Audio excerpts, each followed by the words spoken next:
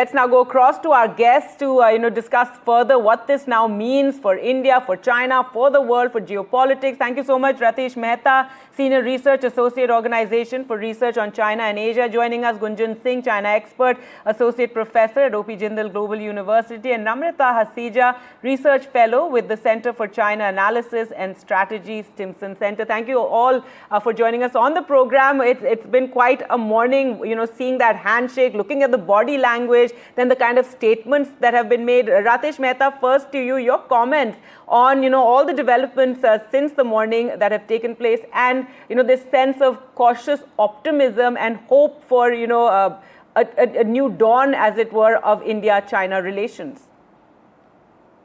First of all, thank you for having me for this show. It is indeed true. The meeting today morning has been a historic one. So has Prime Minister Modi's visit to China. It comes at the backdrop of 5 years of very troubled relationship with Beijing, as well as in the past month and a half, where there has been a lot of movement from Beijing as well as Washington towards New Delhi. But I think there is a slight tendency to misread the meeting as well as the visit as a whole, right? And the misreading is actually stemming from this idea of conflating or mixing up a strategic posture to a complete realignment of some sorts of for New Delhi's relationship with Beijing.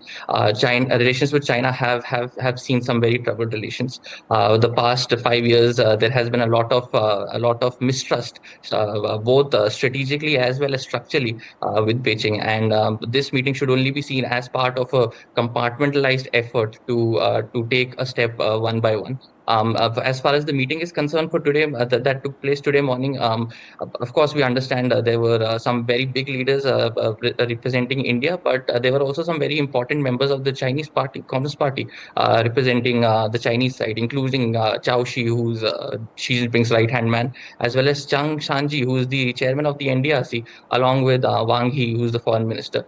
So there is a desire to reconcile relationships, but how quickly that relationship takes a positive upward turn is something that needs to be thought out carefully from the Indian side, because as we know, the relations with China have not always have always resulted in positive relations.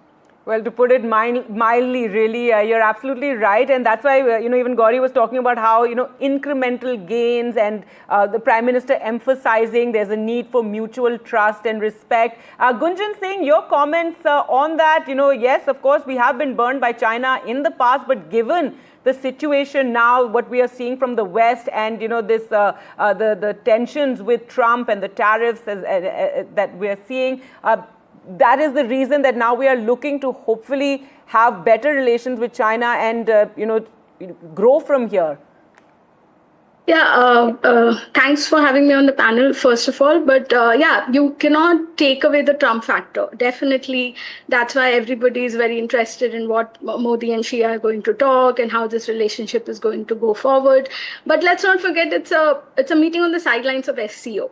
Yes. It's still not a bilateral meeting. They're still not, primarily don't have space and mandate to discuss major issues. And as was mentioned earlier as well, it's the trust deficit. So Trump is definitely a common, let's say, an agenda or a problem for India and China. Both are facing tariffs, both are struggling economically, and obviously it's a global economy which is in a flux overall. And also Prime Minister will be meeting Putin also tomorrow, so that agenda will also be seen how it goes ahead from there.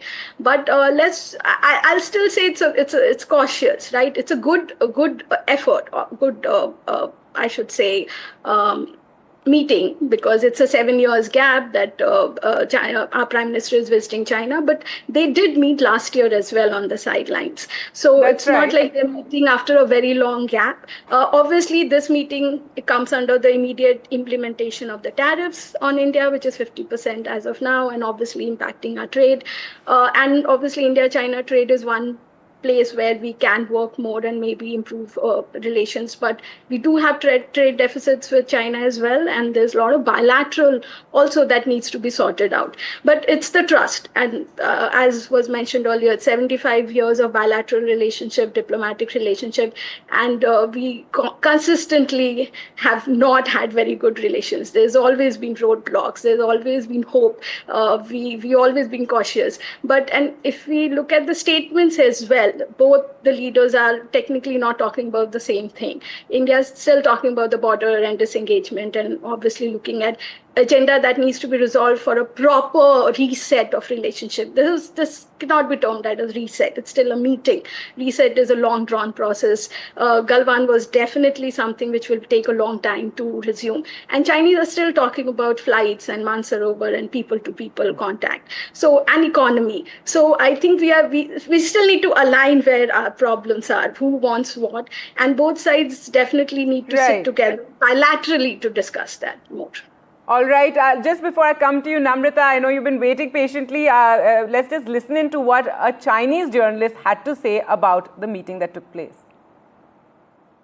We're reporting continuously from the SCO summit here in China, and the big handshake between the Chinese President Xi Jinping and, of course, Prime Minister Narendra Modi has just concluded. It was more than 50 minutes meeting, and some people-to-people contact and an unprecedented way forward between India and China. Who would have thought that 5 years after Galwan, there would be a reset in ties? Thank you to Donald Trump and the White House for making this happen. But joining me right now is a journalist from China, Chen, who is in fact the founder of the China Briefing News, who will speak to us more about the reset in the ties. Thank you very much, Chen, for joining us. Thank you for having me here. Yeah, please tell me, how do journalists in China see the developments between India and China? You know, there is the Trump tariff. It was imposed on China, and now the Maharaja of tariffs, Bob, against India, and a lot of anti-India statements coming in from the American side. What are your views? I think for the U.S.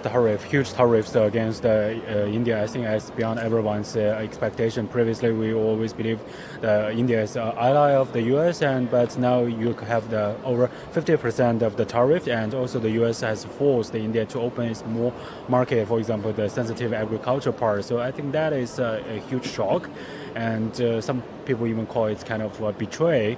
And for the China-India relations, I think as both sides agree that we are not affected by the third party, but we're also not targeting the third party. I think for Prime Minister Modi's 7 years, the first visit in 7 years to China, I think that is a milestone for the bilateral ties, especially as you said, it's kind of a reset for this bilateral ties. And I think as the two leaders have met to have this kind of strategic dialogue, I think that have paved a very strong path for the bilateral ties, and especially for the communications among different ministries and for the different levels. I think that is good for both sides, politically, economically, and also for the culture-to-culture and the people-to-people exchange.